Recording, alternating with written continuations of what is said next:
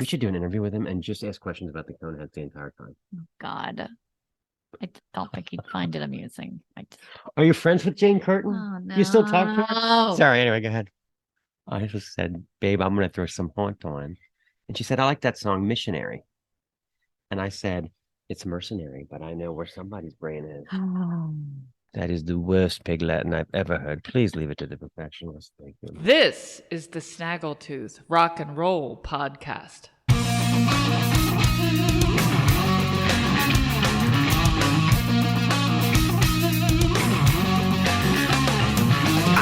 Well, we went out to our local watering hole last night. It was great. It's a typical array of characters. Yes. Saw the great local rock legend, Rob Fahey. Yes, we did. Amazing. When they brought back their old bassist for like half a set, and between the bass and the two guitars, and when they all kind of leaned in together and were just playing, it was really a great moment. I told Rob Fahey he looks like Norm Macdonald. I did not come up for that part. Rather concerned also about the gentleman who seemed to be himself right across the table from us, who was falling asleep at random intervals. Wait till New Year's Eve at the firehouse. That's going to be wild. There was ladies falling on the floor for no apparent reason also. Oh, that's right. Yeah. And she stayed there for a while. Yeah, I was like, okay, she's down. She seems to be all right. She's enjoying it. I didn't know whether to help or to do the 1, 2. I didn't know what to do there. I was paralyzed with fear. And also the gentleman with the red hair and beard, the Bjorn Borg style sweatband and Hanukkah sweater. Hanukkah sweater.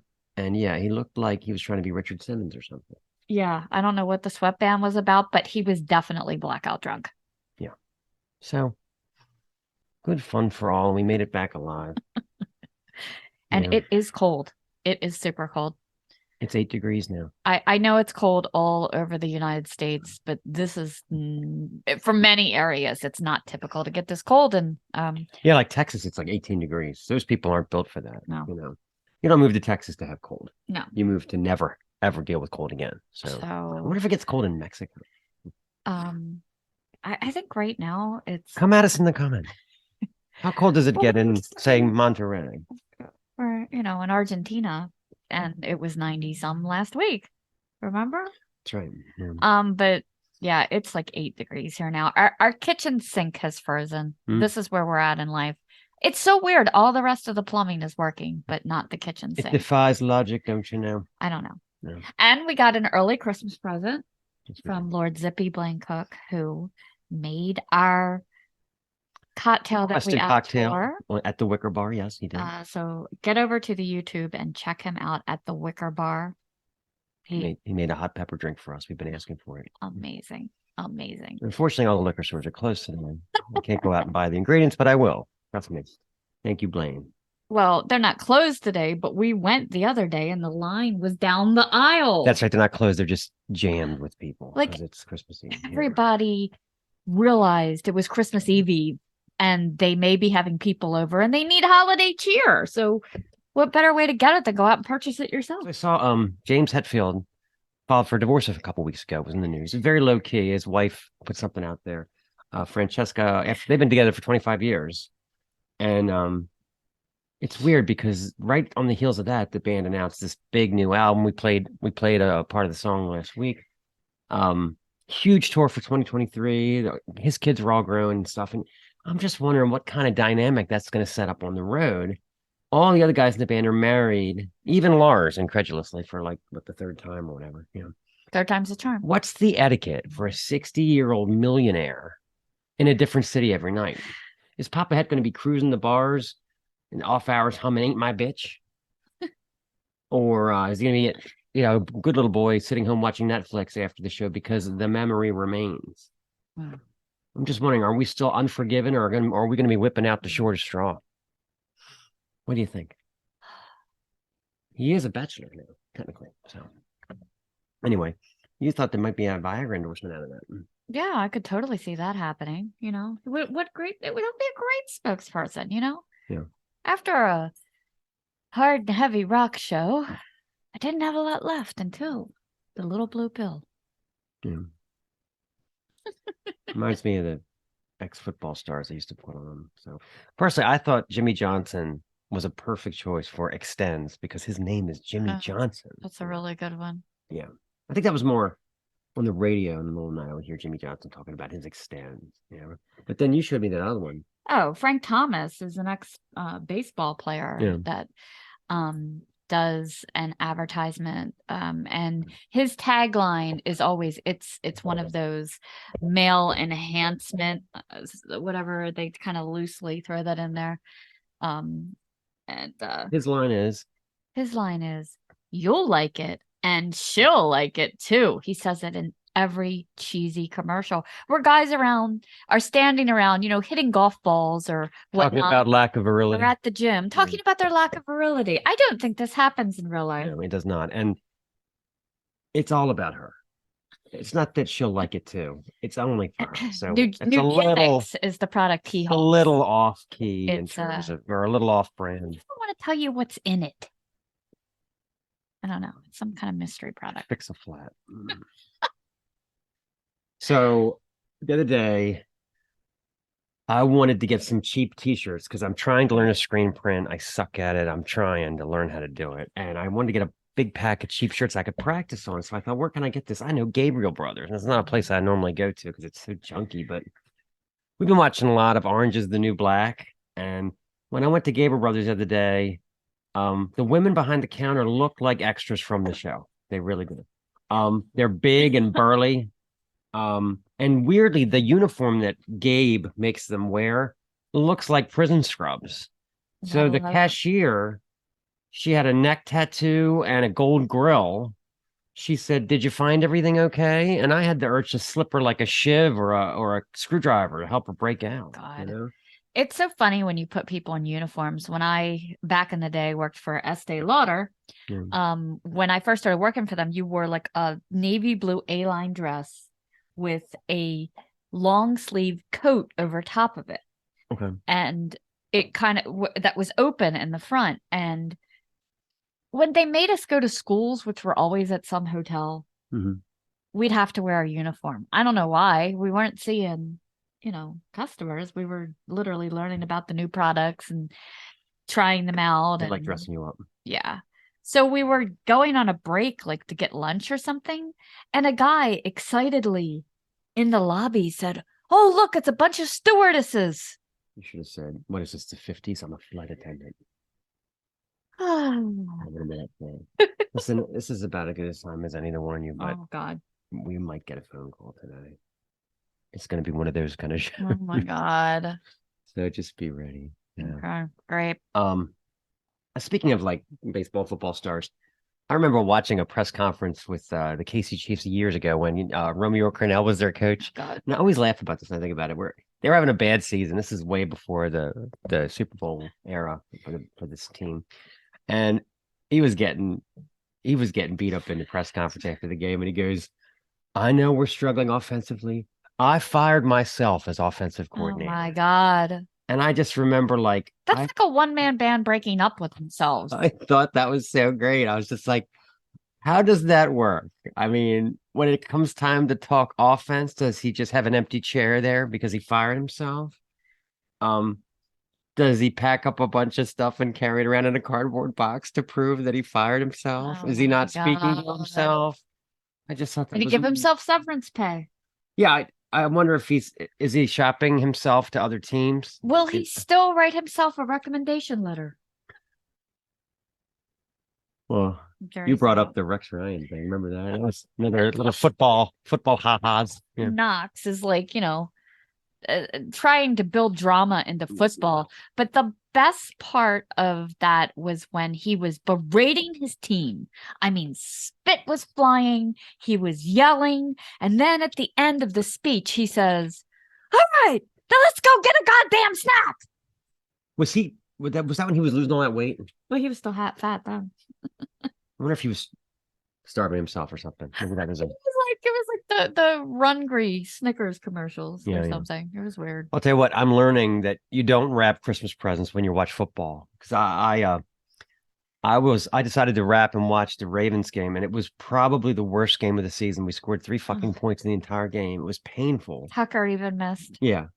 By the third quarter, I started off and everything was all nice and neat. The gifts looked great. And by the third quarter, I was so angry. The patterns were all over the place. I got bows just stuck on there. And on the to from, I'm writing things like pass rush and fucking end zone. So that's when we go to give the gift set, it's going to be, this present is for fucking end zone. Sorry, I'll learn not to do that anymore. John Harbaugh's another one. He vacillates more than a politician. His answers are never clear. They're around the world sideways. It's always, well, when you see our injury report, then you will know what is going on. Maybe, perhaps, in a different dimension, that I would have any clue as to what's going on, or to let you know at all. Sometime, maybe. He's not going to say it. He's not going to tip his hand to you. Bill Belichick was the best with that. Like I remember, like week 3, and the Patriots lost, and he goes, "Pretty sure nobody clinched a playoff title today." Ooh. Ouch! It's good though. It's good. So anyway, you know how like when we wrap gifts, we always are like, "Where's the scissors? I just had them. I just had the tape." Fighting with cats. I think we have tool belts for that. For when you're building things, they should make a gift wrap belt. Don't you think that'd be great? Get that on Shark Tank, somebody. Why don't you? Yeah. Remember the cats that ate the cat? Didn't the cat eat tinsel or something one year? Oh yeah, that was a festive holiday tradition. You know, the long strings of tinsel like that you drape on the tree. I never really liked it. I think the kids wanted it. It has no purpose. It was just, it gets stuck in the vacuum. It doesn't actually look like icicles at all. At all. But yeah, so I happened to notice that a shiny piece of tinsel was hanging out of one of our cats' butts. So, of course, I, in a panic, called the vet, and his advice was... Don't pull it out. Don't pull it. Like you were going.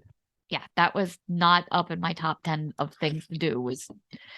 This is not a slot machine. We just had to wait and hope that it came out with the next poop or two, and thank goodness it did, and there was no surgery needed, but after that, it was no more tinsel. The gifts and stuff. Like, I remember this one year, my ex...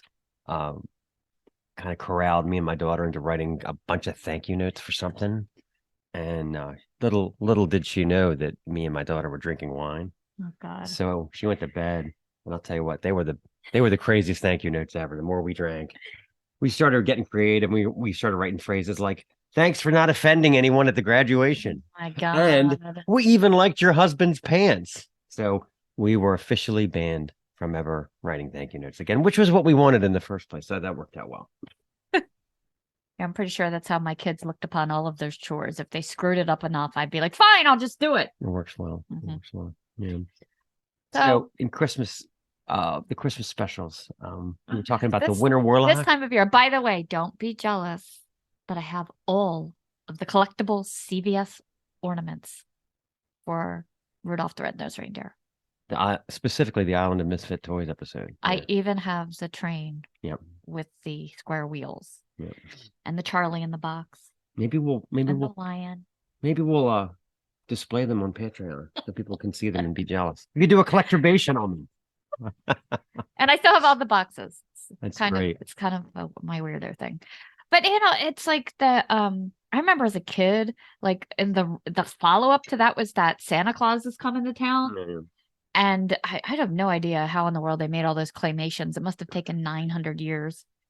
Now everything's computer. But the Winter Warlock. What is this? A trick? Oh no, sir, Mr. Warlock. I mean, literally, I was like hiding underneath sofa cushions. I was so scared. And then how he flips on a dime as soon as he melts, which I'm hoping is going to help happen to our kitchen sink relatively soon. Mm-hmm. And he just kind of becomes this disappointing guy. He's like this horrible wizard, and then he's like a grandpa in a dress who has to go to rehab to learn how to walk. It was horrible. But I guess he did still have the magic corn to feed to the reindeer. He kind of reminds me of Joe Biden a little bit. Does Joe Biden have magic corn? I wonder if that's what he got from Hunter. Well, maybe we should talk music a bit. Yes, we shall. This week's feature artist is Trevor Church. He is the guitar player and mastermind behind the bands Haunt, from Fresno, and Beastmaker. Haunt is a galloping, hard on the plain power metal outfit from Fresno, and Beastmaker is Ozzy style doom. Both are excellent, and we'll be playing music from both on the show. Wonderful cover art and amazing guitars. Yes. We cover everything from making a photo shoot in a cemetery to blowing out underpants. I'm just gonna let that hang there. So stay tuned. Why don't we play a song now? You can introduce it.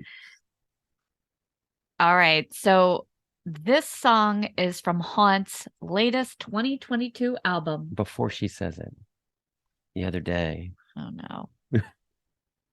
I just said, babe, I'm gonna throw some Haunt on. And she said, I like that song, Missionary. And I said, it's Mercenary, but I know where somebody's brain is. Okay, go ahead and introduce it now. A little bit of couple humor there. See, yeah. Freud, where are you, darling? Yeah, yes. Get Freud on the phone. So anyway, this is the song by Haunt. This song is Mercenaries. Ah, that was a great kickstart. You know, I like bringing this up to people. I like It is- the plane in that song. It is well known. Well, it is debated that everything related to Christmas has come from pagan mushroom stories. It had to have. I mean, you know. These are people that lived in the Arctic, these shaman that were obsessed with these festive colored mushrooms. They all grew under the tree. They were Christmas colors.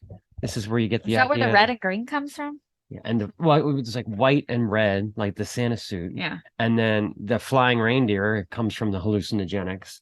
They used to put mushrooms in their stockings that were hung. Seeing a lot of parallels here. If you look this up online, I'm telling you, it's legit. And it all kind of makes sense to me, you know. Yeah, I always thought the elves thing was weird. The elves that make toys. I don't know where that came from. Maybe that was some kind of mushroom trip of some point, you know. I believe it. We But kind of sanitized and Disneyized it, but at its core, it's about drugs. They used to the mushrooms. Exactly. The mushrooms were supposedly almost too much for them to consume. It was too much of a heavy trip. So they would actually, the reindeer could eat them and they would drink the reindeer's urine and trip on that because that was distilled. I'm gonna skip A on the reindeer urine A. I think I'm just gonna stick to Blaine Cook's cocktails from the Wicker Bar. That is the worst pig Latin I've ever heard. Please leave it to the professionals. Thank you. You know, I think I could probably fit down the chimney, you know, but I'm not going to be delivering any gifts this year, you know. I think the Keebler factory is on a mission, you know. You know those shitty office gift packages that you get from vendors Why with like the gifts are the worst. yeah, those kind of gifts, yeah, with the crappy fruit cakes Yeah. and I swear the Keebler elves go, these crackers went stale in August. What are we gonna do with them? Put them in a shitty Christmas basket, you know? I always thought the Keebler elves were, at some point, they used to make toys, but they got all hippieized and decided, you know, fuck this with the North Pole. And they just decided to move out of the castle and into a tree and bake cookies instead. They were the rebels of the bunch. Well, that's what you get from the mushrooms. Yeah. Well, I guess you have something, you need something to eat with the bunch. You can't just make toys. Yeah, that's how you get into baking in a tree. Yeah. Yeah, every mom, like, you know, around Christmas time, anything your kid wants, you know, if they're like, Mom, I really need some more underwear. You're like, well, you better wait. Christmas is coming. Mom, I need shampoo. Well, wait and see what's in your stocking. Toothpaste. Wait. Mom, I have no shoes. Well, it's only 2 weeks to Christmas. Yeah, it'll be fine. Yeah, my father was one of 8, and he was actually number 4 of 8, so he was smack in the middle. And I guess, you know, they probably didn't have a lot, but they used to get fruit in their stocking, and he used to tell me how exciting it was to get apples and oranges because I guess they didn't have it every day. So that's perspective. I want minis and hot pepper cheese in mine. Maybe some chorizo. That's what I want in my stocking. Yeah, that's that. The old gentleman who used to come in the restaurant where I worked, he was like in almost every day to, get his cocktails. And on his way in and on his way out, he would stop and see me at the hostess stand and present anyone who was around, even if they were underage, some minis. So I would just say thank you and throw them into my bag. And then I was at my day job and somebody happened to ask for a Kleenex, and I open up my purse and there's like 5 minis on top. I'm like, this isn't what it looks like. The optics are bad on that. Yeah. What about when you had the chocolate melt in the stocking? Oh, one year, I'm putting chocolate in the kids' stockings, and then it was cold like this, so we fired up the fireplace. Oh no, I know. It was super squishy Snickers and melted Milky Way. Enjoy your liquid Snickers. That's great. Yeah, not a good idea. I mean, how many jokes about Christmas are these two going to do? But I mean, I must say that now that the kids are in their 20s, I'm getting sort of disappointed by how like conservative they've become. Like their gifts lists are all like pots and pans and a nice thermostat. E-socks. No meat, no dairy, no alcohol. I think speaking of hippies, that's exactly what I've raised. Yeah, I think that we gave them such a nice childhood. They don't really have anything to rebel against like we did. Christmas lists are sensible footwear, environmentally friendly cookware, smart thermostats. Yeah. I had the urge to add like some S&M toys and some sacrilegious knickknacks to our list just to prove we're still, somewhat offensive, How about a t-shirt with Mussolini on it or something like that? Or maybe that alien sex fiend tank top that you saw. Oh, yeah. I love that. Oh, Etsy has some great stuff up there. I'm not sure. The only thing that makes me wonder is like, do some of the bands on there probably never see any of it? I guess I don't know how they pick them, but yeah, they have a lot of great, in fact, for women, like, stuff that's actually cut for women in Discharge and Crust punk, yeah. Strawberry Switchblade. Nice. Yeah, that's lots of good stuff. That's a Christmas list. I just have the feeling that the girls are going to they're going to be taking up macrame, and the boys are going to tell us that they won't be able to come to dinner because they have to practice for their barbershop quartet. Guess it could be worse. They could be in rehab or jail. So yeah, I'll go with all the pictures of the doggies. Yes, and the golf videos and the grand doggies. Why don't we play a song? This is from Trevor's Doom outfit, Beastmaker, and this song is Evil One. What a baby face on that one. Oh yeah. Okay, it's time to talk about Patreon. We are definitely going to do a collector bastion on Stacey's ornaments. Definitely. It's going to be bonus content, and you can be jealous of all the Island of Misfit Toys ornaments that she has. So that'll be perfect because we haven't put them away yet. Yeah. So yeah, it's great. I'm going to be posting something this week. I have an exclusive list. My top 10 punk rock guitar solos. It's very enriching. You'll want to see it. $6.66 a month, people. It costs a lot for all this. Help support this program. You love us. You want us to keep going and keep adding. So get over there, get some great exclusive content, some exclusive merch. Maybe if we ever get the screen printing done too, a t-shirt. We're getting there. We're getting there. It's hard as fuck. It made me feel so much better when Herma, who does special effects makeup and a rock and roll band and shoots movies and videos, said screen printing was hard. That was kind of validating. It's hard as fuck. I'm going to get it right though. So it would appear we're getting a call. Are you taking this? God. Hello, it's Mark. Hello, could you direct me to the review department, please? I don't think I could make it through another one of these. Help me, Jack. Mr. Mark, the contents of my care package should have arrived safely at your headquarters. Headquarters? Yes, Stu. The Hall of Justice received your envelope of scrap papers. Hang on a minute. Let me get it on the screen here. Hold on a second. Okay, there. Well, shiitake mushrooms. This is a review of my junk mail. Each item has been carefully examined for content and likableness. See, and I just thought it was an envelope full of trash. Heavens to Murgatroyd, this red font is festive. Great that I can get some money, too. Points off for spelling my name wrong. Winner, winner, chicken dinner. Hey, if you win $1 million, Stu, then you won't need to call podcasts and badger them, right? Mrs. Mark, I'm sorry, I didn't follow that at all. Moving on to my brandy new fishing license. Not sure how they tracked me down. Guess mine was about to expire, maybe? Kind of strange. I didn't know there were any lakes around here anyway. Stu, that's a you know what? Let's just go ahead.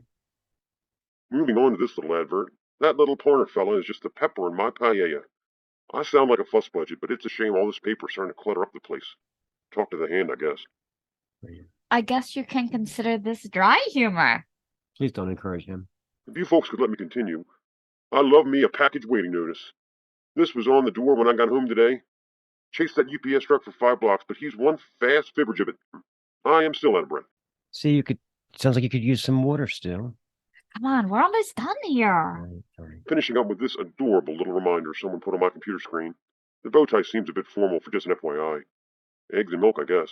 Obviously, the bow tie is the main focus here. Obviously. Well, this was great. I've got plenty of reviews in the hopper, and I'll be calling in again soon. Please do not. Goodbye, Stu.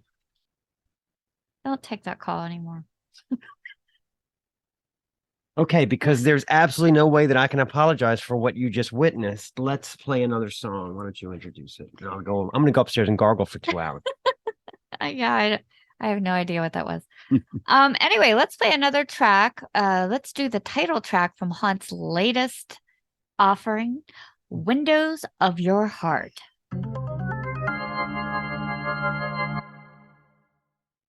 All right, on to our sponsor, Ren. They offer a variety of skincare for face, body. You can go on their website since everyone has different skin concerns. There is a short little quiz you can take. You can actually talk to dermatologist if you have further questions. But the best part about Ren, and that's REN, is they call themselves clinical. Okay. Because they are bioactive ingredients that are sensitive skin experts. They are inclusive and diverse skincare. They're clean to the planet. They have zero waste, positive activists, collectively, sustainably mined and sourced skincare. They've been pioneers in skincare since 2000. So they've been around and they've been harnessing the benefit of natural ingredients to create effective and high-performing, clinically proven skincare. So, take the little quiz, whatever concerns you might have. It will recommend products for you. I personally love their body wash. The smell is amazing. It's Atlantic magnesium kelp, and it's supposed to be energizing. I just like the smell and what things it does for your body. So get over there. We have a link that will save you 20% off your first order. I'm more a fan of aluminum kelp. Sounds like it's that time again. By the way, this is Haunt Behind Us performing Storming in LA, and it's just from earlier this year. So this is the first record I'd like to talk about. And I'm gonna do like, all the Maiden, the Priest, the Sabbath, the Van Halen. I'm gonna do all that. But this week there were just I came across a couple of records that I have in my collection that are just really, really good, and they're kind of forgotten about. First is the band Priestess. Here, I'm gonna pull this out. Priestess were a Canadian rock band that were formed I love this story. by singer guitarist Mikey Hepner in Montreal back in 2002. This is the album that we're featuring. It's called Hello Master. It's their debut. I feel like Vanna White. Yeah. The album did really well. Surprisingly well, as a matter of fact. It was a kind of a throwback. There's elements of the like Def Leppard, but it kind of is washed through the lens of, say, Queens of the Stone Age type of thing. The band had an incredible knack for melodies and great choruses and really good vocals, twin guitars. And the album was one song from the record was eventually featured in one of the Rockstar video games, I believe. Wow. Or Rock Band video Rock games, Band. yeah. And then it came time for the follow-up. The band was signed to RCA, and somehow they just couldn't find the right producer. They worked with different producers for like 3 years. By the time the second album came out, turns out that this album, with all of its hooks and conciseness and great production, the band didn't like that. So they went in a totally different direction. Yeah. They eventually got dropped off of RCA when they put out the second album Prior to the Fire.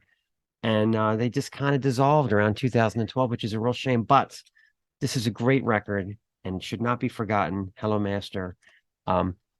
Here's I forget what the original art, very different than the art that came later. Wow. Yeah. But anyway, what were we gonna say? I forget what Rockstar said it, but they were commenting that you have like your whole life to write your first album and 6 months to write your second. Well, these guys didn't. These guys took 3 years, and all the momentum kind of fizzled. Anyway, so let's play a song. I was really torn. I was going to play Run Home, but I think I'd rather play Talk to Her because that song is just so great. I can't stop listening to it. This is Priestess with Talk to Her. Okay, Collecturbation continues. There's apparently a lot of bands called Valkyrie. I did not know this because I've always been a fan of the one from Harrisonburg, Virginia, of the doom metal variety. Now, Valkyrie is driven by two brothers, Jake and Pete Adams, and they draw from the Sabbathy kind of stoner metal sound, but they have a very distinctive, I always called it the Weeping Willow guitar sound. It's like the vocals are harmonized and the guitars are harmonized, but it's very sullen and distinctive. I don't know how to describe it, but it's a great record. This is the debut. It's just called Valkyrie. I'll show you some snaps of it, obviously. This is kind of awkward. One of the brothers, Pete, was recruited by a much bigger band in 2008. He was recruited, if you're familiar with the Georgia sludge metal band Baroness, they were kind of the bee's knees at the time. And I just always thought that was weird. Like, you have this great band, and the band says, we want him, not you. Him, not you. So Pete went with Baroness for like 10 years. I think he did like 3 Baroness records. Huh. Yeah. Which is why Valkyrie doesn't have a lot in their discography. I think they have 4 records, but I always like this one the best. This is the debut. Yeah, that's got to create some awkward moments at Thanksgiving. I would think so. So anyway, here's a song. So listen for the Weeping Willow guitar harmonies in this. This song is Sunlight Shines. All right. So this is our feature interview with Trevor Church from Haunt and Beastmaker. We've been listening to Haunt a lot. I love this. They have a great back catalog. I love their kind of dark artwork. But their songs are amazing. Trevor Church remains the solo songwriter and lyricist. It's definitely his project, but he has so many musicians that help him bring it to life live. I would love to see these guys live. They're behind us right now. Not literally. They're not like going to pop up from behind the couch or anything, but that comes later. He actually comes from a rather interesting background. His father, Bill Church, who went by the name Electric Church, well, he still does. He actually played bass for Montrose and Van Morrison in the 70s and went on to play 11 of Sammy Hagar's solo albums. I got all the Van Morrison out of my system last episode, so I took it away.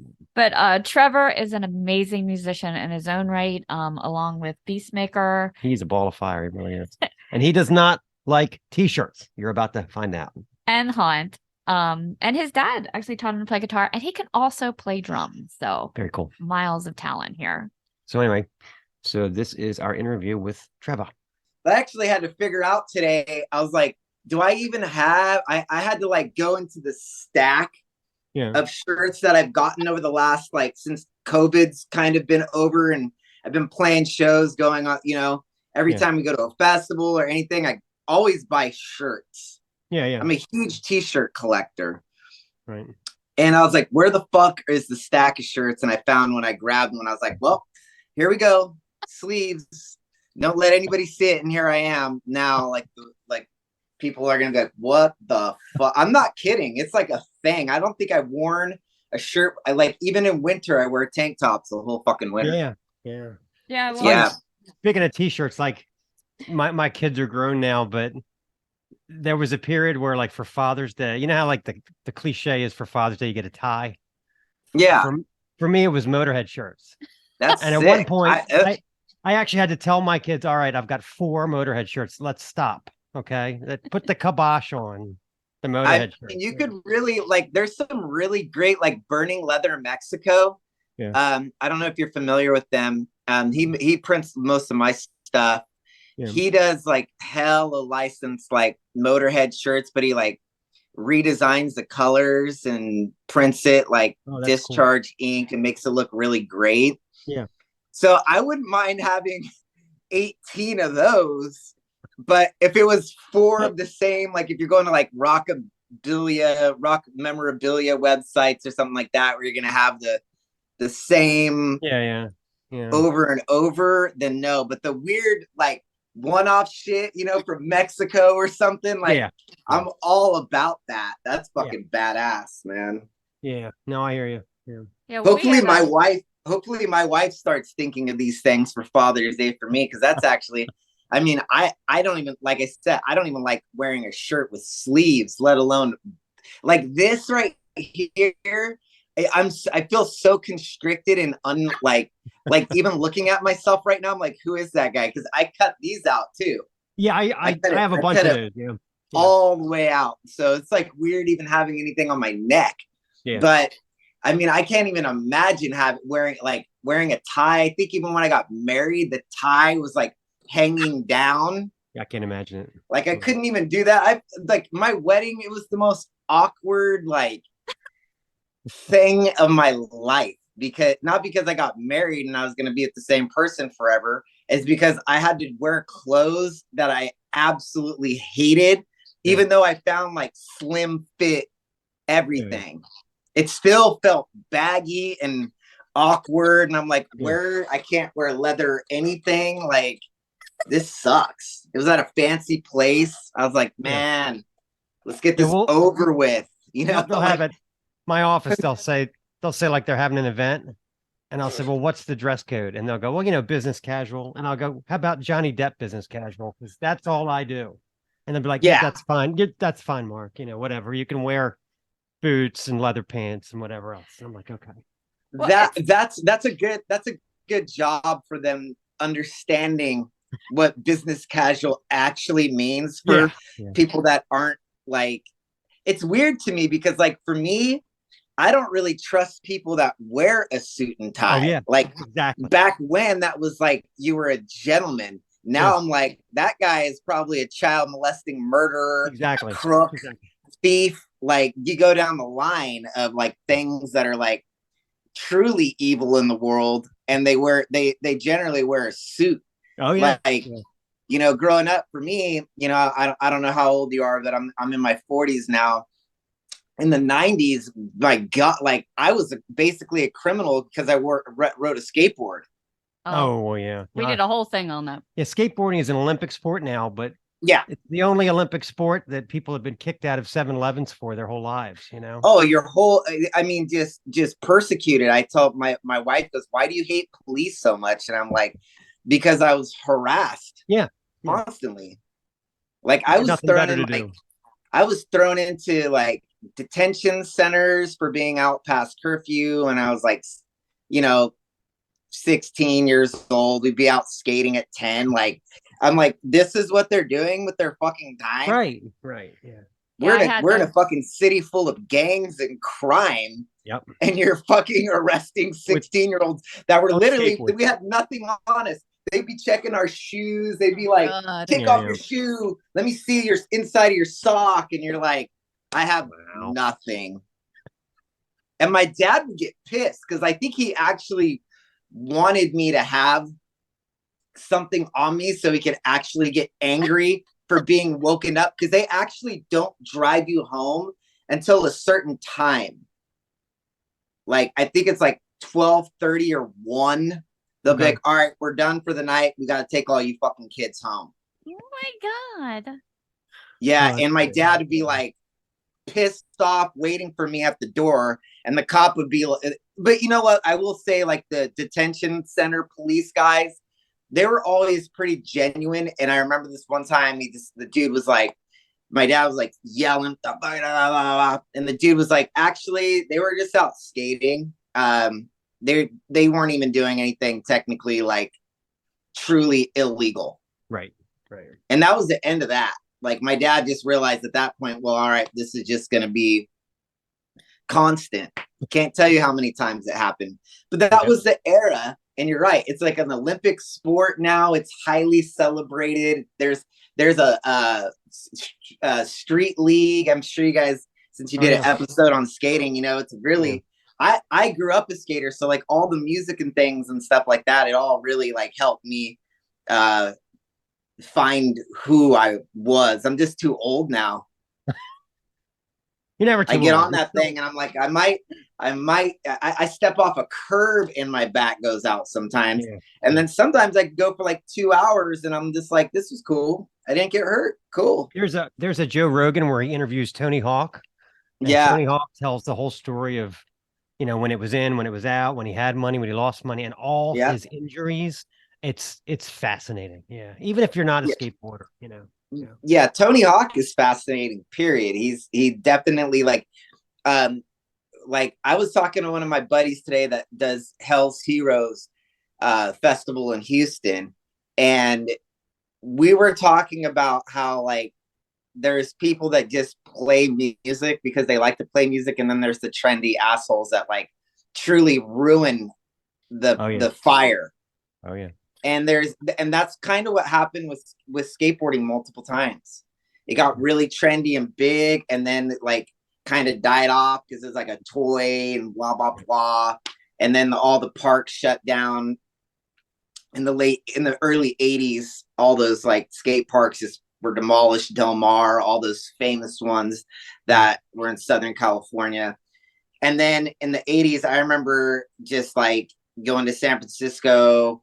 And my dad would take me down there and we'd go skating at Golden Gate Park. They'd like motherfuckers that have like, you know, somebody bring out a quarter pipe till the cops came, you know.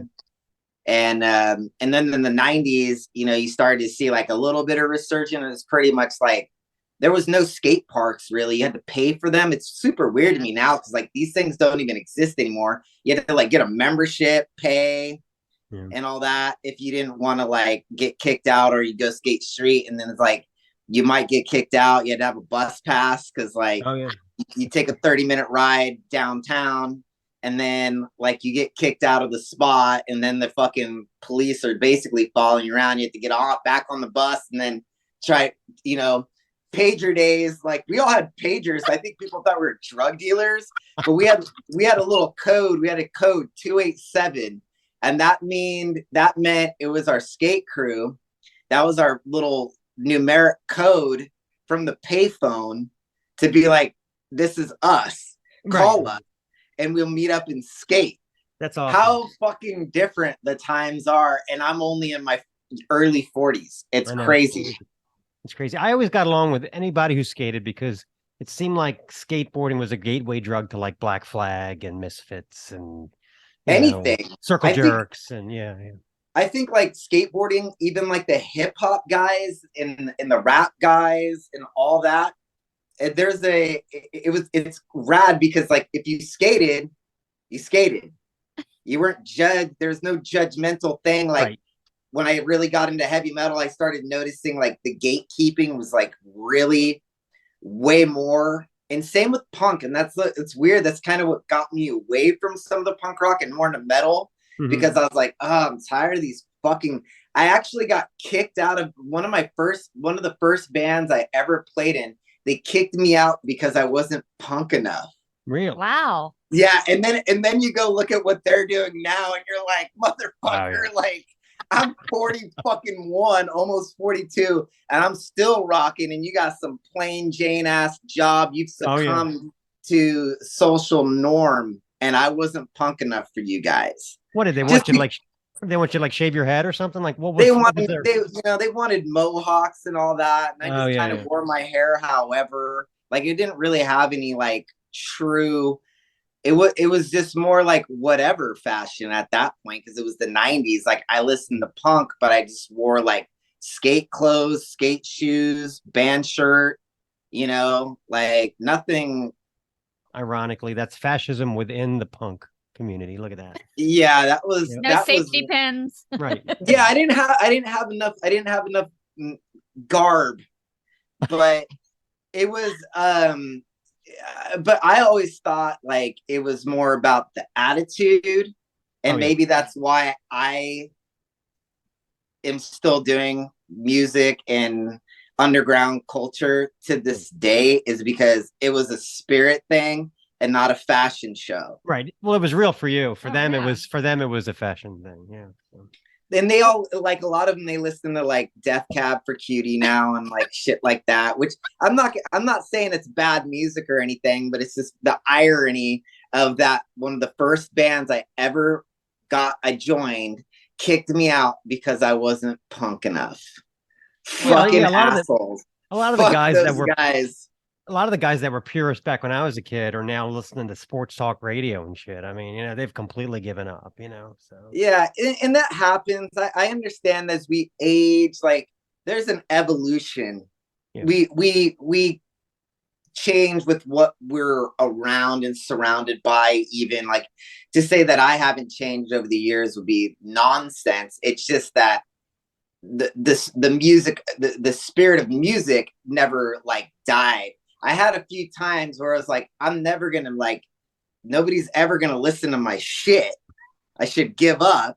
But I just I couldn't. Like every time I'd stop like pursuing it, like something would happen to where it was like, all right, come join our band. I play in their band for a little bit, and then I'd be like, oh, maybe like here. I would join bands of all kinds of genres because I didn't really when I was younger, I didn't really like consider myself a leader of any sort. I was like, I don't want to lead a bunch of fucking band people. I already know what that.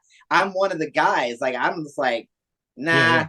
No, I don't want to. It's tough. You have to like that's a job. I just wanted to rock, so I didn't fucking care if it was like indie, country, metal, punk, fucking alternative. I would have just been like, you have a band, are you doing things, do you have shows, are you going to be active, so I can like just and I always thought like I could infiltrate. I actually moved to LA in God, what year was that? 2004, 2005 area. I think I moved to Los Angeles thinking I wanted to play thrash metal really badly, and I couldn't find anybody that wanted to play thrash. Okay. And I was like, I'm gonna infiltrate a band that already exists, and I'm gonna convince them that thrash metal is gonna return. And it did. Municipal Wasted like just came out at that time, and then like Havoc and some other bands were kind of like sprouting. God, there was a band in LA. I can't even think of their name right now because I'm fucking brain dead. I know. Fire. Like you're talking about like Lich King and all that. Fueled by Fire. Is that Fueled by Fire were awesome. Yeah. And who's the other one? Warbringer. Warbringer, of Great course. band. And so sadly, what's funny is I had all these tracks. I still have them on a hard drive somewhere that I was writing all these songs. Right. And I like went back and listened to them. I was like, like now, and I was like, this shit was good. Like, why didn't anybody care? Like, were they like our age, these guys, or were they younger than us, or like what age were these guys? Like Warbringer and Fueled by Fire and stuff. Those guys are our age now. Okay. Yeah, gotcha. They're in their 40s. Carlos, that's in Warbringer. He's up. Some of them might be in their like mid 30s. Okay. But everybody's generally like 35 to 45 now. Gotcha. Yeah. So there was some like youthful energy still in it in your 20s. Yeah. It was just that LA just sucks so bad. I hate LA. I'm going to put that clear across the board that even though I'm a born and raised Californian, I do not like that city. I go there and I want to leave. I do like the beach and stuff and the ocean, but within the city, within the things, it's just very cliquish. And that made me leave and come back to Fresno. I remember, I don't remember the name of the bands. It was something Spades. I can't remember the name, but I joined this band again, thinking I would infiltrate. And I was playing bass in it.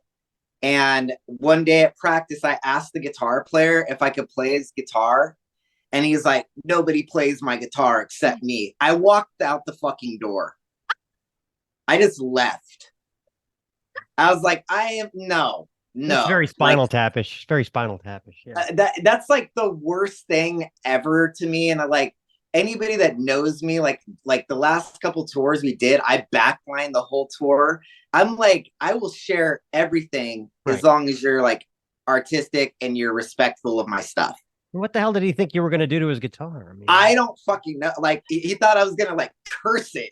Smash it or it was gonna be damned if my hand, like it would never play the same again. I'm not even kidding. That's a true fucking story. His name was Lightning. He called himself Lightning Lee something. Wow. Okay. And like it's hilarious now. Everything's hilarious now to me because I'm like, these motherfuckers don't even do shit anymore. Exactly. They're pricks. Like fuck them. Like it's like ridiculous. It's like, get lost, man. Like what the fuck? LA was so hard for me that I came back to Fresno. Like even though I did meet I did meet a couple of people that were a little bit more into like some like dirty rock and roll, like some MC5 Velvet Underground kind of dudes that were like they would play some rock and roll. I was like, I could get with some New York Dolls and stuff like that, and Kiss and those bands, but when I went to play with them, they were terrible musicians. Oh, geez. Yeah. They had the look. They had the LA look, man. They had the vintage. Yeah. They fucking couldn't play, and I was so depressed. I was like, man. I remember going and this drummer was just awful, and I got behind a kit and I was like, play it like this. It was just like a fucking simple beat. Yeah. And like it was like, the Stu Vader syndrome. I met people that were cool and I liked them. I liked hanging out with them. And it was just shit. Came back to Fresno and then started working on my first band where I fronted Beastmaker. And we were thrash metal when we started. But nobody cared. So sadly died. And then I was like playing, my uncle hired me to play in his band. He did cover songs, 70s, 80s, top 40. And I was like, all right, I'll do that for a bit. And then everybody kept coming. Every time we played, everybody wanted the Black Sabbath songs because I sang them. Like I didn't sing the other shit. I only sang Sabbath and that's it.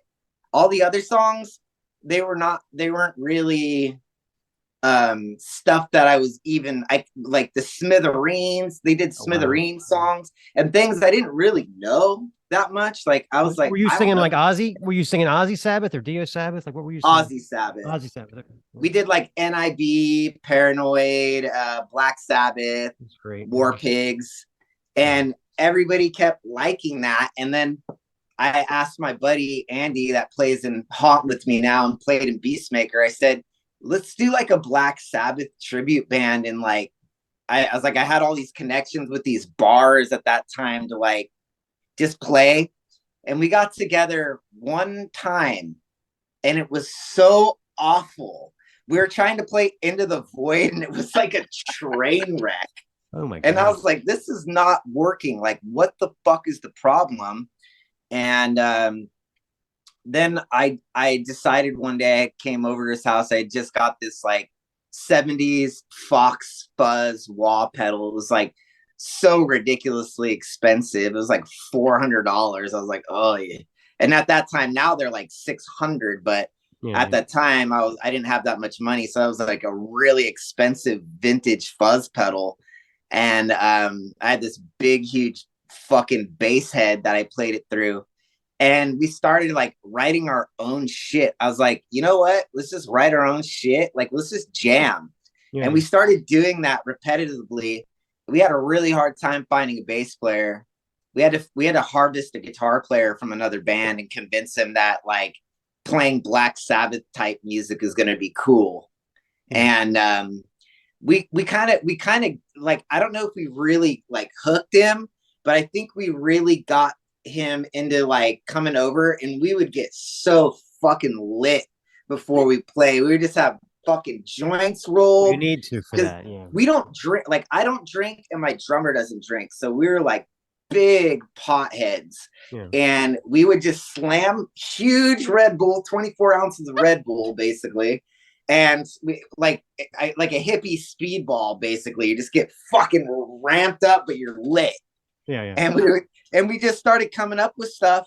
And luckily, finally, something in my life clicked. It was the first time I was like, this clicked. And that was interesting. Years of failures, a decades of like basically all of my 20s and my early 30s were just wasted trying to be in other people's bands. That's awesome. Well, yeah, well, you figured it out. We were talking, we really enjoy Hunt and how tight it is. In fact, he was even saying, a song like Wanderlust, brings Merciful Fate to mind. Wanderlust sounds like fucking Merciful Fate. And how much do you it's great this together to be that tight? Or is it just something that doesn't? Well, for Haunt, it's like entirely different because it started off like as a solo project and basically remained a solo project. All the albums are me playing on it. So that's why it's tight, because there's nobody else slowing me down. If you try to write songs with people, and they're always trying to get their idea in.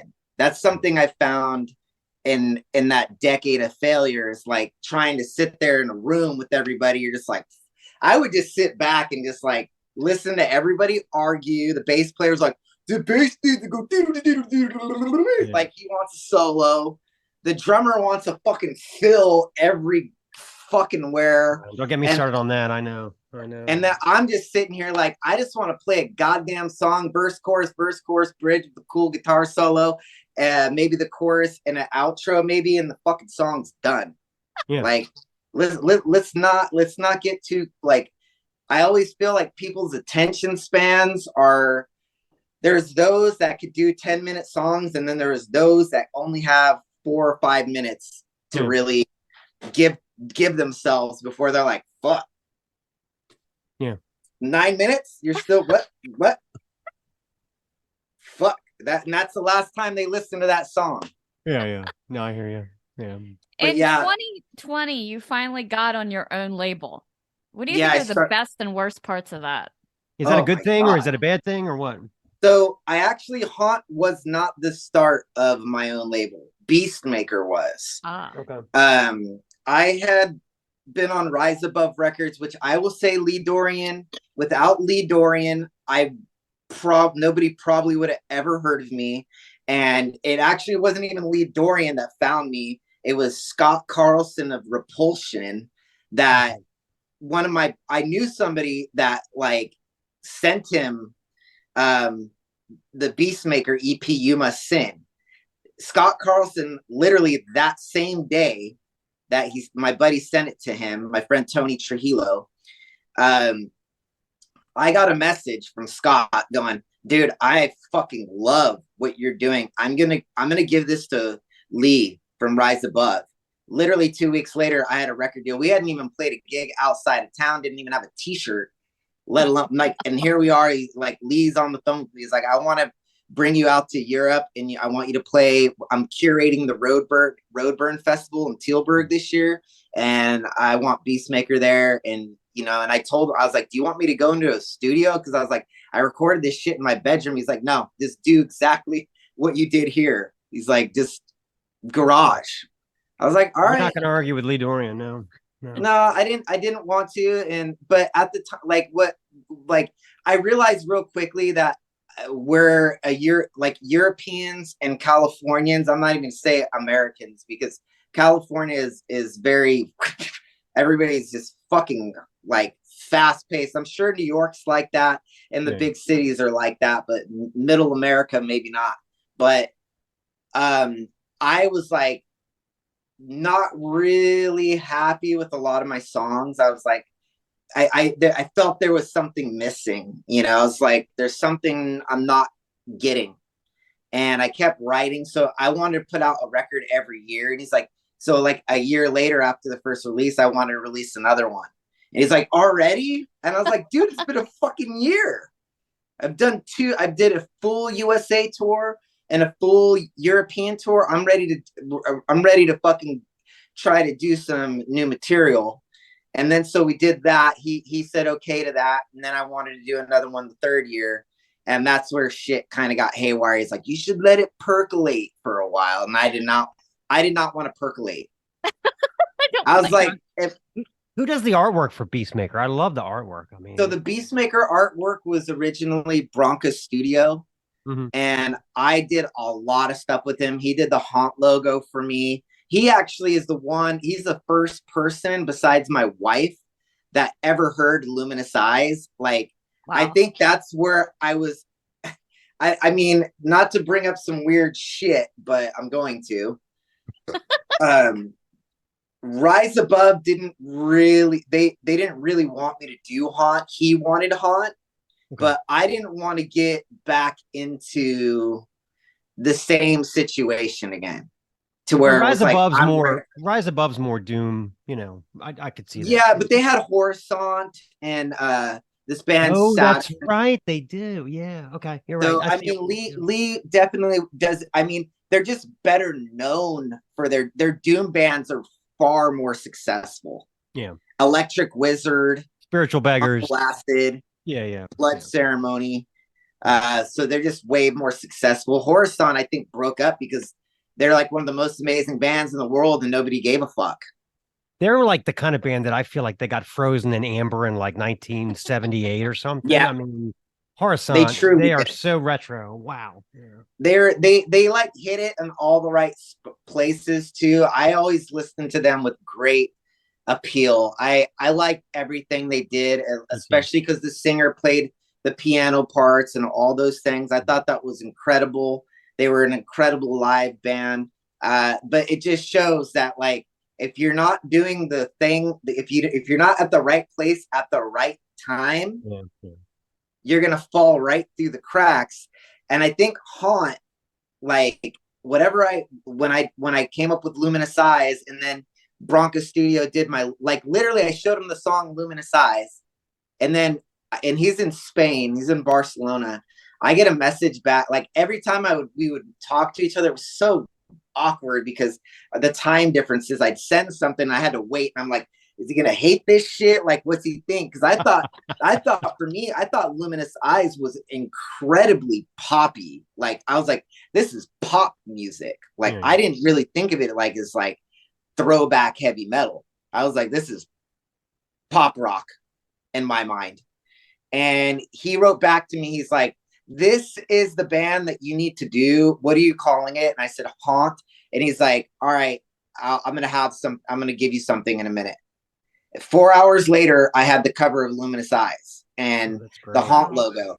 And as soon as I saw it, I was just like, wow, this is what I should be doing. And he even told me, he's like, I love Beastmaker, but this is going to put you into some new areas, and more people are going to pay attention to what you're doing, because he seemed to think that it was like a lot more original and not really like, you can't really find as many bands like that, I guess. And I guess when you're doing like Sabbathy Doom style stuff, there's kind of a lot of them, even though I was like kind of early in the rise of all those bands kind of getting there. I just couldn't. We think now that my drummer Andy was in Beastmaker, Andy's in Haunt. We think now that it was just too hard to beat Uncle Acid or any of those kind of bands, Windhand, Monolord. We were never going to like surpass that. We just couldn't, or we were too late. We were 1 year. We had already had the shit we were doing. It was just, it took us longer to like record it and get it figured out.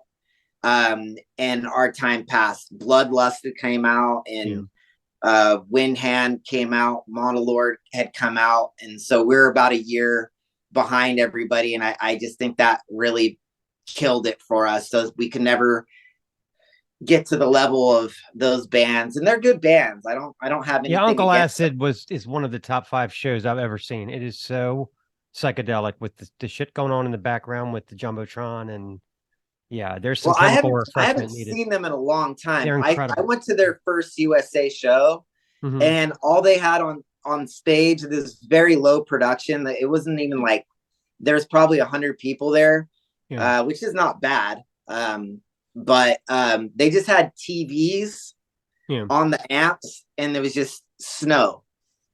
When I saw them, it was them and Graveyard, and I went to see Graveyard. Right, Graveyard's great. Another They're band. amazing. What the fuck happened to those guys? I'll tell you what, Uncle Acid handed them their ass. Uncle Acid was so psychedelic. It was like Hawkwind on steroids. And they had behind them this huge jumbotron with like surgery and witch burnings and, cannabis leaves and just flashing, all this evil imagery. When Graveyard came out, it was like they were almost like too genteel. It was like they were too good at musicians. Swedish. Yeah. It's right. Swedish. Yeah, Swedish is very like, we're Swedish and we're going to play. They were too now. polished. Yeah, I was just if it had been the other way, it would have been great. But you can't follow that kind of evil with. No, we're good musicians. It just it didn't work. And the British have always been really like energetic musicians. Oh yeah. It was and they're not really worried about mistakes. Where I think Swedish bands are very. I'm not going to say all of them are like that, but most of them. And this isn't a bad thing. This isn't like a detrimental thing to say. They're just different, and we all know that. Like every culture has their thing, and in Sweden, it's very tight, good. Like they rehearse all the time. They don't want to get on stage and like dude is like wanking off with a solo, doing kicks and shit, and just rocking and like 20, no, you're 30, right. The whole thing's a mistake. Where Kevin stars, and I don't know, I can't remember the other guy's name now because of my brain, but they would just sit there and just fucking headbang, and there's just mistakes galore, and it didn't matter at all. The attitude is there. Yeah, the attitude was 100%. But anyway, so Haunt just kind of like I just always just wanted, like when I started doing it, I was like, I just want to like. I want to have a band where there's like not really any rules in the songwriting, and I could just kind of have a playground of like, okay, I want to do a song that's going to be like, have some Iron Maiden influence. I want to do a song that maybe has some, Judas Priest, Merciful Fate influence, maybe some Metallica, then maybe even get in, and like a lot of stuff comes from the California punk scene in the 90s. Because people have to and it's something that's like really in the new wave of traditional heavy metal genre. People don't really look at that. I know that when I put out my Beautiful Distraction record, somebody said this sounds like a heavy metal version of Pennywise. And I thought that was like one of the best compliments for me, because Pennywise, when I was 13, was the fastest shit I ever saw. Yeah. No, I get that. I hear it in the vocals. I hear the punk in the vocals a lot. Also, I mean, you have to realize I grew up in like around the Bay Area, so I had like bands like AFI, Nerve Agents, Redemption 87, Filth, all Rancid, all those bands. A lot of them were on the Fat Records and shit like that, and you had Lookout Records, and then you had Epitaph down in LA and Fat in LA. That whole thing. It's weird. I actually watched the Fat Records documentary, and RKL, Rich Kids on LSD. They were talking about how they were all heavy metal guys, but they just like, they were so used to like the glam hair metal bands being so cheesy, the shred guitar. They just wanted to remove that, but still play technical. Yeah. And that interests me now, because I'm like, well, that's kind of like, I don't feel that way, but I'm like, those bands, part of the reason that I liked it so much was some of the technicality of that style of punk. It wasn't just it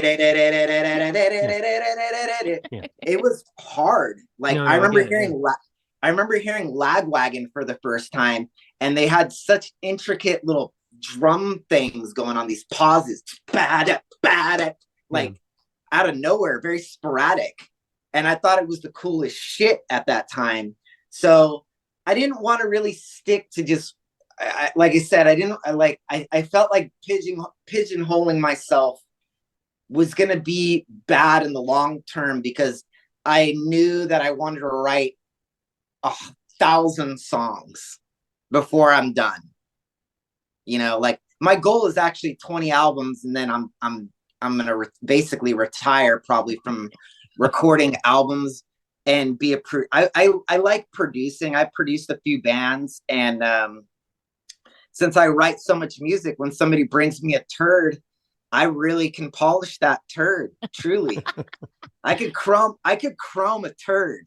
That's great. Like straight up. So I'll be old. I'll be much older, probably in my 50s. And you have to kind of like, you know, like you got to like let the young people have a chance. Yeah. Younger bands. And like, I have a recording studio. We're in it right now.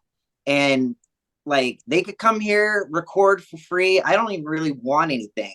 It's more about, it's not a financial thing. I want to help bands see their vision through, because my vision, hopefully my son, like, that's what I'm truly like. I'm like, this morning I was working on songs. I had him on my lap with me. He's 3. Mm-hmm. And I was like, you know, I have like an instrumental track, you know, there's no vocals on it.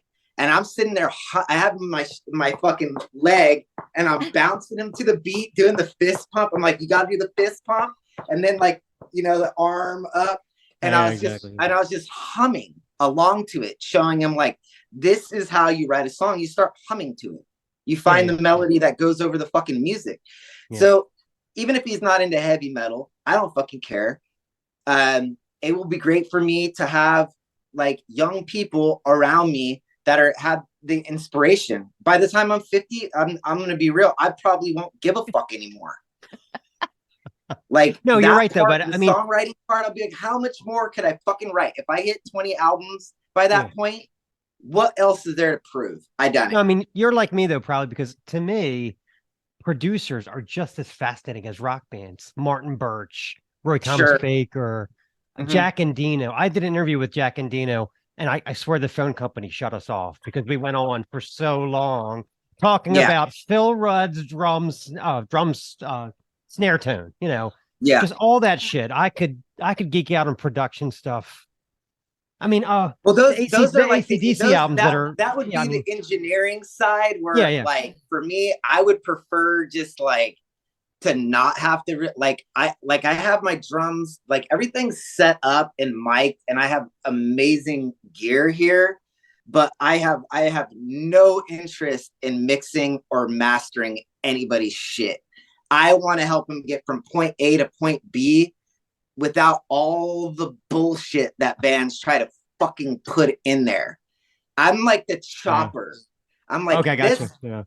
gone. And or if they're singing weird or they don't have a hook. See, my biggest problem with a lot of bands is they don't have the hook. Okay. You could write a shitty fucking song. You could think it's garbage in your mind. You're sitting here going, yeah, this is bullshit. But if it has some sort of like hook on the chorus, it's like a melody that's repetitive and can get stuck into somebody's head to where you're walking outside and all of a sudden you're fucking singing it. Yeah. You did it.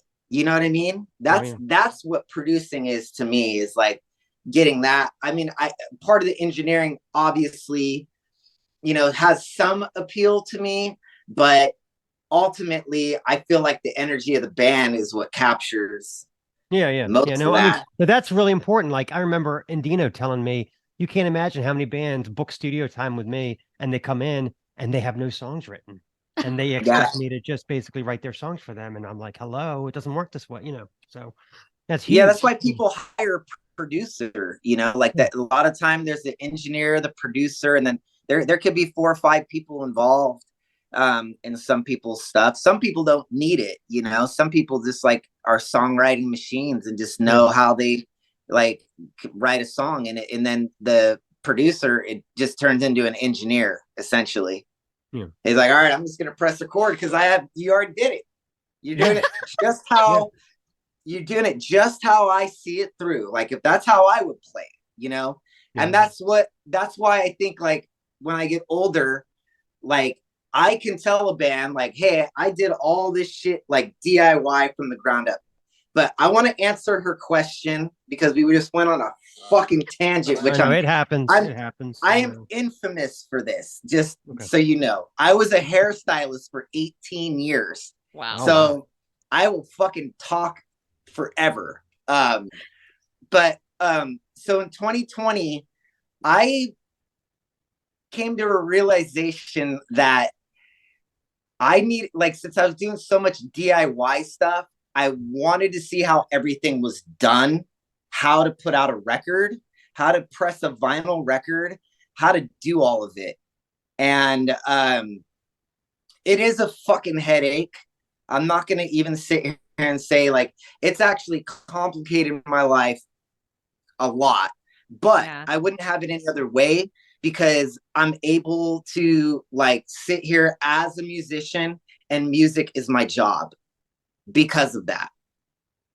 Like, because Haunt isn't a huge band. I'm like a mid-tier band at best. And I'm able to not have to go to work, and I pay my live band to tour with me.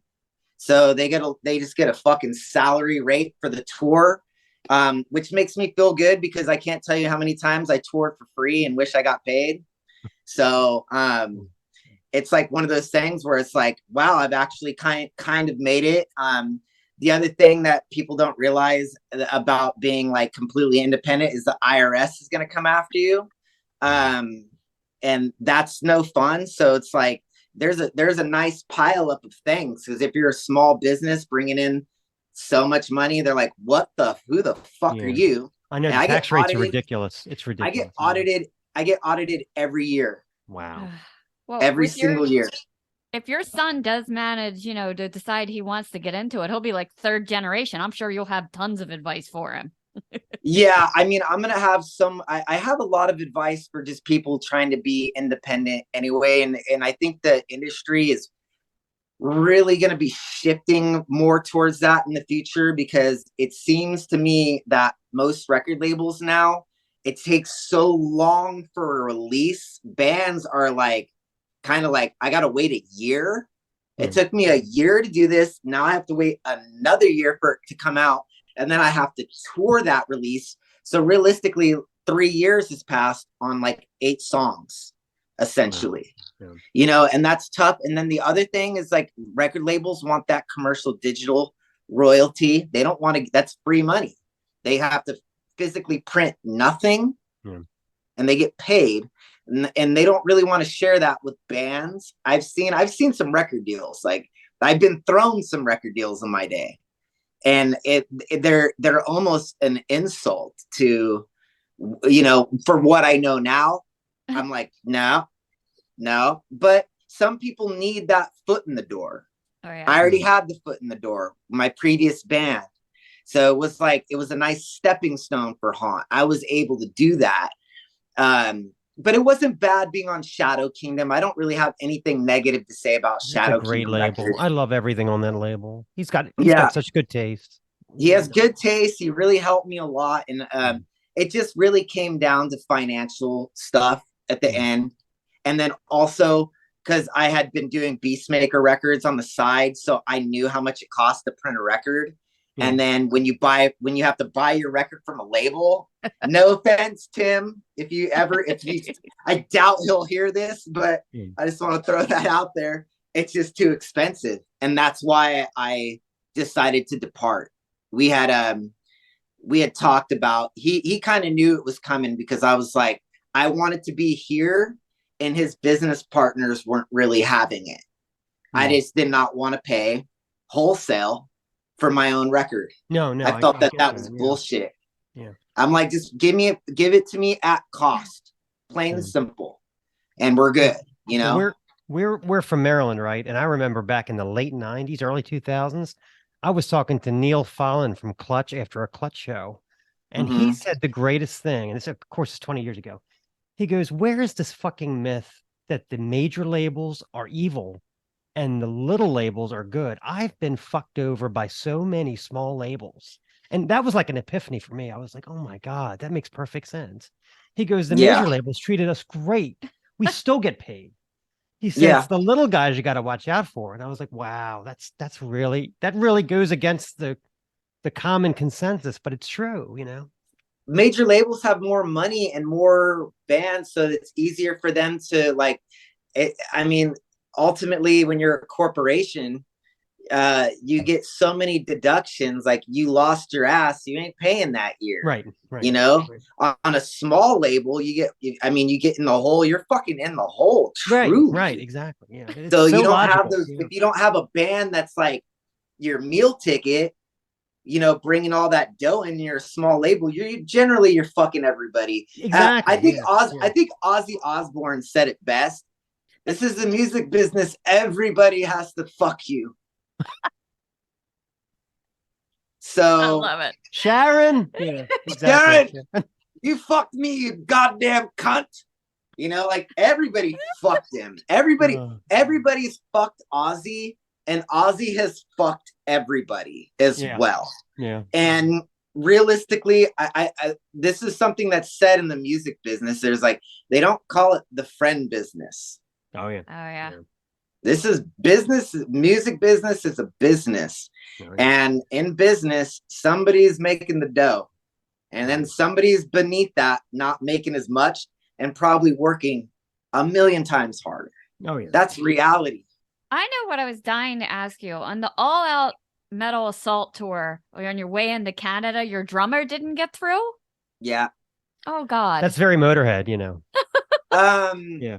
So he had and this it's a long story to lead up to it. There's a reason that he and I don't drink. There's some major tragedies that happened over a decade ago that triggered me to realize that I didn't want alcohol in my life anymore. And he followed me on that. About a year later, he quit drinking, but he had gotten 3 DUIs in a row. And it was over a decade ago. This was 11 years ago that happened to him.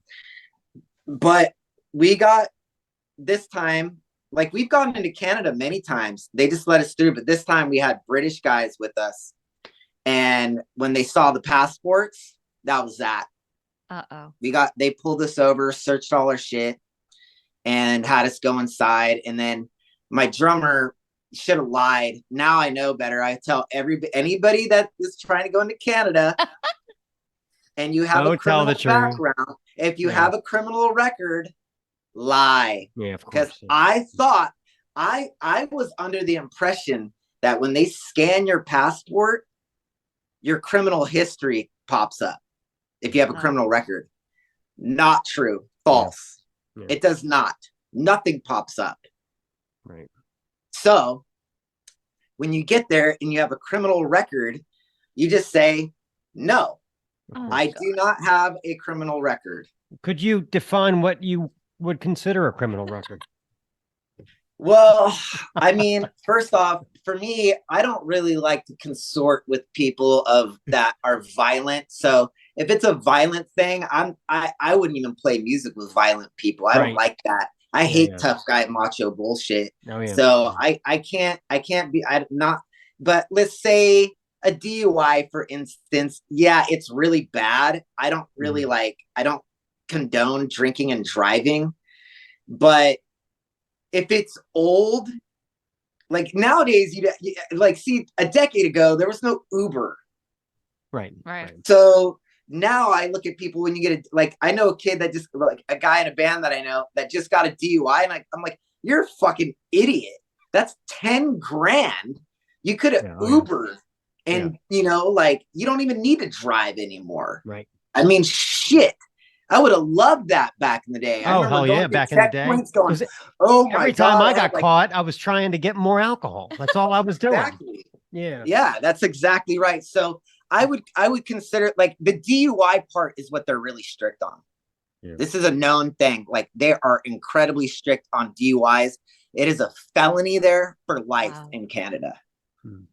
Here it's a felony, but what's interesting that I found out, because see, my drummer, he did all the things to get it cleared off his record. And but this is the thing. In California, it never gets off your record. Really? It's permanently there, but it's there as a misdemeanor. So when you go to get a job, you don't have to check that you have a felony. Gotcha. But since Canada looks at a DUI as a felony, they looked at his misdemeanors as a felony and denied him entrance. Wow. So we're going back, and we have to actually we're in the middle of like setting up an appointment with a immigration lawyer in Canada to get a temporary work permit. So that way we may or may not get there pulled over, but I'm like, let's just be prepared, because that was horrible. Yeah. Because I had another band with me. Had we been the only band, I would have just canceled all the shows and been like, I left him in some fucking rinky-dink town in the middle of nowhere. Mm-hmm. And we had to figure out how to get him from point A to point B. And we could it's funny. He had all these things. I'm trying to think of him now, but after I picked him up at a bus stop, and I said, "How was it?" And he goes, "There's prison, and then there's Greyhound." that was his analogy. And he was like, "Dude," he's like, "I was sitting next to some fucking dudes. They were just farting the whole fucking time." He's just like it. And it didn't even get him to where it was supposed to. I can't remember where I was supposed to get him somewhere in Ohio. I can't even remember now. But I ended up having to drive like 4 hours to go get him. Oh, wow. So he actually, I was like, Greyhound should, he said, now I think of another thing he said, you know how the Greyhound there is like leaping and Greyhounds are like race dogs? He said they should change the logo to just a dog fucking sleeping in a bed, because you're never gonna get there. You're never gonna arrive. So he had all these things he was saying about it, and I'm sitting there just cracking up, because it was just like, it was horrible. I would never want anybody to have to go with that. I mean, the whole time I was in Canada, I was so stressed out. Oh, I can imagine, yeah. I was worried about him. This is my best friend of over 20 years. We've been best friends. And I'm sitting there like, in the fucking town that I dropped him off in, the place that he stayed at was like a Motel 8, but since it was like a middle of nowhere, fucking like all picturesque snow-capped mountains, one night was $500. God. And I saw, and he's like, and then he told me, he's like, dude, he's like, I went and took a shit in the toilet and it fucking flooded. I was like, yeah. God. I was like, that is a fucking $500 room if I ever seen one. Wow. So we got him the fuck out of there. There wasn't really much options as far as like plane flights. So Greyhound was actually the easiest, because I was like, I'll fly you. And then he was trying to figure out how to get to an airport, and it was actually more complicated because he still had to get on a Greyhound. So but Canada's great though. I think Canada's worth a stop. Period. They're rock lovers. Yeah. Well, I'll tell you what, should we do our little game? We play a game. Here, you go ahead and set it up. Right. We're gonna do a little game. Yep. By the way, I always try to do something like when we did like Herma the other week from Sick and Beautiful. I dyed my hair blue. It's still a little blue in the end. I went with all holes in my stuff. All right. I like it. It looks cool. I'm actually a little jealous right now because you have like freedom right here, and I'm like choking. I'm like, I got to too. All right, so we have random questions, number 1 through 85. So I want you to pick 5 numbers between 1 and 85. Okay, let's go 7, 19, 21, 28, 50. I think that's 5. 1, 2, 3, 4, 5. Yeah, we got 5. All right, there you go. All right. Question number 7. Do you have any obscure hidden talents? Obscure hidden talent. I would say obscure. Because I have a lot of like hobbies, but I'm not entirely sure that it is an obscure. Well, I'm pretty good at wood shop, actually. Wow. I don't know if that's actually obscure, but like, I like to build stuff. I built most of all my partitions in my studio. I love gluing things together. There's something about glue and clamping it together that I find really appealing. And then also making some sort of,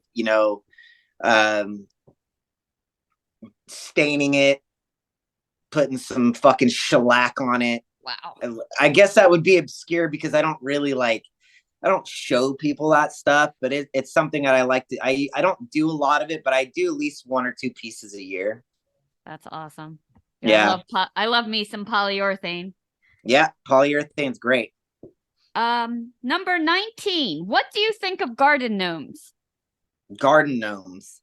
Well, my wife is about to start, she's a school teacher, but she actually got accepted into the Master Gardener program here at Fresno State.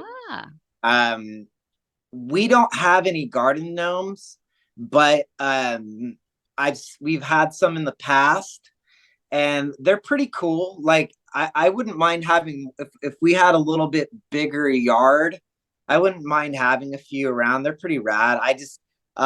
We actually are gonna get into pottery. We were like really into the Great Pottery Throwdown show, and I'm just like we're like obsessed now. So when we have some free time, we're gonna be taking some pottery classes. So maybe we'll make our own garden gnome. So I'm into garden gnome. I dig it. I like it. We've got some crazy ones here. Good. 21. What outfit have you worn in the past that you would never wear today? Probably the suit that I wore at my wedding. Never again. Pretty scarred for life with it. What's funny is my wife made me keep it in my closet for like years, and then recently I was just like, this thing, I put it in the attic in one of those, like, those vacuum bags. I was like, you could go up there. I'm not wearing that ever again. That was it for that. Oh my God. Never wear that again. Never. If I can interrupt, hold on a minute. Yes. Yeah. I found this upstairs. Yeah. Look at that. Who is that baby face? My goodness. Yeah, I mean, yeah, I was bearded. Any band that's photographed at a cemetery, kick ass. And that cemetery is in London. Wow. Nice. And then we also had one of my favorite photographers, Esther Sorega. She did the photo. She's so pretty famous out in Europe. So that was fun. Yeah. I have too much gray hair now. This thing is like all gray. I know, I can relate. My drummer Andy, that's in that, his beard's hella long there. He was dyeing it for a little bit, and I told him, I said, bro, that shit's too clean looking. Like it looks too nice. You got to be a little bit disheveled. Yeah. But yeah, baby faced it out now, man. It's so gray. And what's weird is like, I don't have one fucking gray hair on my head, but my beard here is almost all gray. Well, it makes you distinguished, Yeah. All right, what number? All right, we are on number 28. Have you ever had a wardrobe malfunction? A wardrobe malfunction. On stage. Yeah. On stage. No, I'm like a denim and t-shirt guy, and all my clothes, like I'm the guy that has the smallest suitcase you ever saw on tour. Because I bring one pair. I started bringing 2 pair because my wife said it's dangerous to bring 1 pair of pants, but I end up wearing the same pair of pants for an entire tour. I'm actually if you go back, if you look at the Haunt Instagram, it's the same pair of pants from 2018 to now for the 5 one with both years. Knees out. They're the same pants. Oh, that's great. That's great. And no, they're blown out everywhere. I actually had to just retire them, but I retired them for the same exact pair. And I also tried to like cut them and distress them in the same way as the old ones. So I've never had a wardrobe malfunction, but I will say that recently at Hell's Heroes, actually, the ass in my underwear blew out. Oh God. Like that ripped, but it wasn't anything anybody could see. Okay. But I was like, man, what the fuck? What's going on right now? Like everything was loose. You know, like I felt like there was like, and then I got to the hotel and I took my underwear off and I was like, there's no fucking ass. Like the whole ass was gone. Like it just blew out entirely. I don't ever think that I've ever in my life have ever seen anything like that. Yeah. Luckily, nobody saw it. Yeah. But Yeah. I'm too basic of a bitch for that. Like I'm a basic ass bitch that I don't have any like, there is no wardrobe. What you see is what you get. But that underwear though, that's a true fucking story.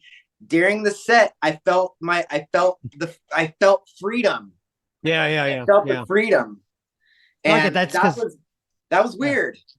That's because men will wear underwear until it's ready to like blow away in the breeze. We'll just keep wearing it and wearing it. Yeah. I actually went through my underwear and it was like, because it was like this gray, I have to wear trunk. I can't do like boxer briefs and I can't do briefs. So it has to be like the in-between. In-between. Okay. Yeah. And they're so hard to find. Yeah. So it's not that I just like have them I want to keep them for like 20 years. It's just like, when they start to get old, I'm like, where do I get these? You know, you go back to where you got them and then you're like, this doesn't exist. This doesn't exist. Popular. It doesn't exist. Yep. All right, let's see here. What do you got? What's the last one? Question number 50. What is the worst thing a person could put on a dating site or app? A dating site or app? You are asking like the wrong dude. I would say to not even fucking have one of those horrific things in your life, because it's okay to meet somebody online. I'm not going to say I think that if I was single, I haven't been single in a long time. I think dating apps were just starting when I was like already like getting settled down in my life. Yeah. But I would say the one-liners that are there that are like, I'm a free spirit and love, blah, blah, blah. I'm like, to me, that's a big, like, I don't like that. I want to see a picture of you. And then I actually don't want to, I don't want to know anything about them. Yeah. Because I don't even want to know the music they like, the movies they like, because for me, I kind of like the idea of the unknown and like kind of growing with the person instead to see and not have some prejudgmental thing. You know, like people go, dating sites are great because you could get rid of all the ones that you don't have anything in common with. I'm like, I don't really want to have everything in common with the person that I'm going to be with, because then I'm going to be, I would just date myself. Way easier, you know? Oh, yeah. Like, honestly, it's so much easier to date yourself. Good luck to you. Thanks so much. Thanks, guys. All right, Happy man. holidays. Take it easy. Falling on deaf ears.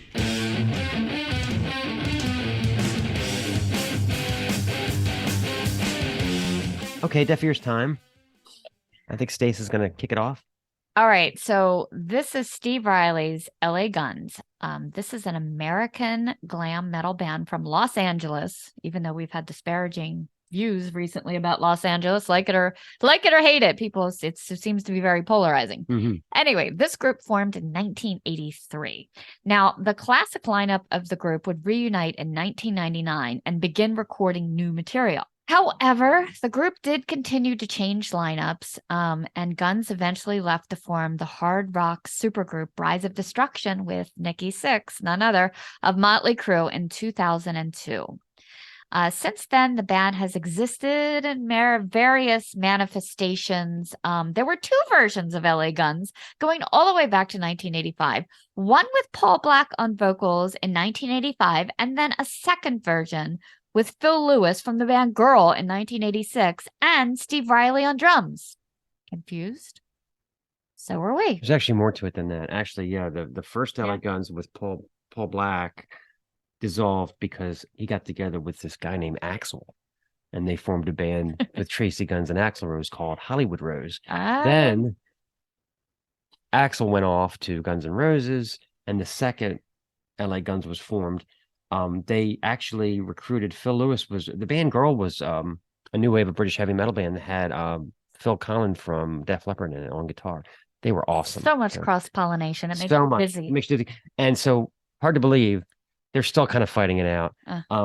Several years ago, the drummer Steve Riley, who was in Wasp and LA Guns exclusively, he put out an album as an LA Guns album with just him and the bass player and some other guys. It was called Renegades. It was pretty good. Kind of that more of a New York Dolls, Backyard Babies vibe. And then there were more lawsuits, and now the band is fully established that LA Guns is Tracy's band, and this is Steve Riley's LA Guns, and this song kicks ass. It's called Overdrive. Man, this ain't no suicide, just living my life in overdrive.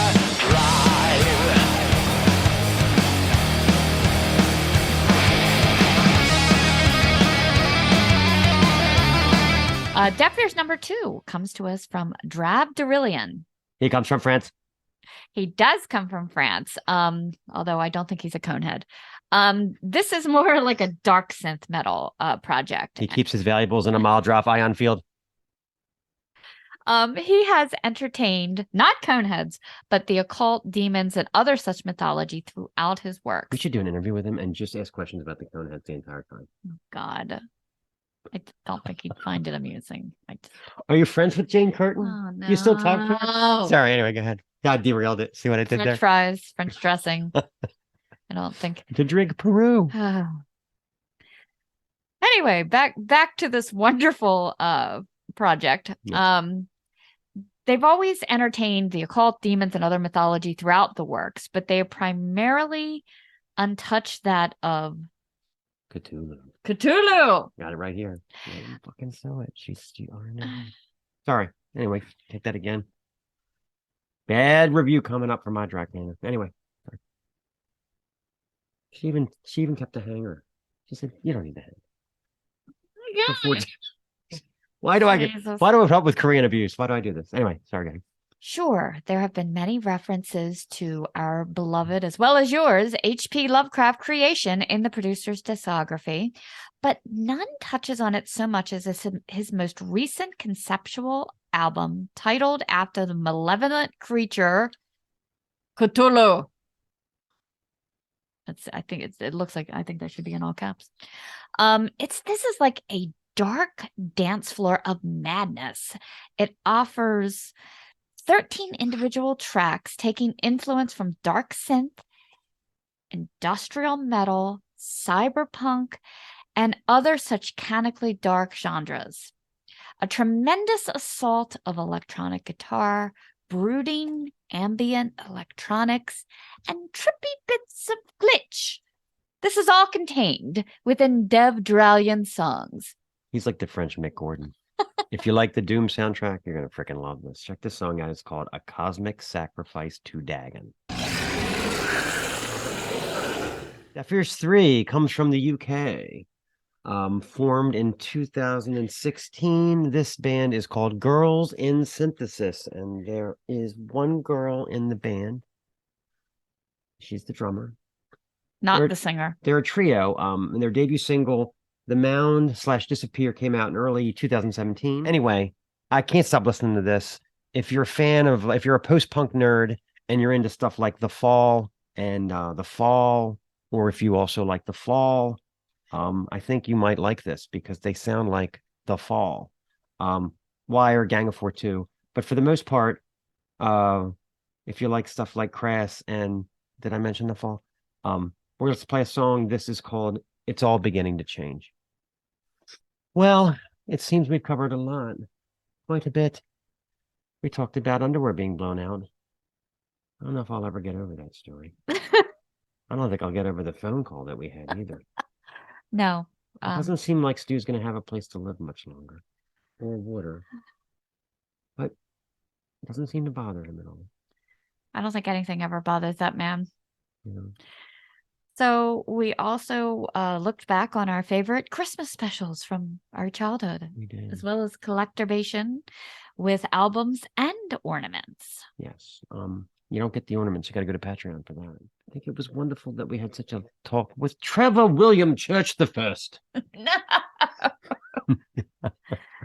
Such a great guy. We really enjoyed our talk with him, and we really enjoy Hunt's music.